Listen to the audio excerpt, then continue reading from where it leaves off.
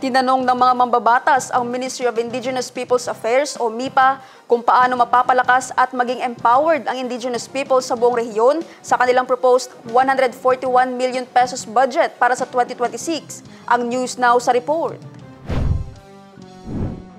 Sa budget hearing ng Committee on Finance and Budget Management, Subcommittee C, nais ng mga mambabatas ang mas malinaw na plano mula sa MIPA kung paano susuportahan ng nasabing alokasyon ang 562,535 IPs na nagre-representa sa 11 tribal groups sa BARMM.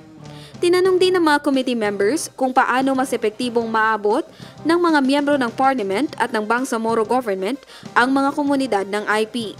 Iprinisenta rin ng MIPA officials ang components ng proposed budget, kabilang na ang ancestral domain at land tenure services, conflict mediation, legal assistance, IP governance at leadership development, gayon din ang preservation of customs at traditions. Sakop din ng proposed budget ang patuloy na community initiatives tulad ng disaster preparedness education, relief assistance, environmental protection activities, medical outreach missions, at socio-economic support para sa IP areas.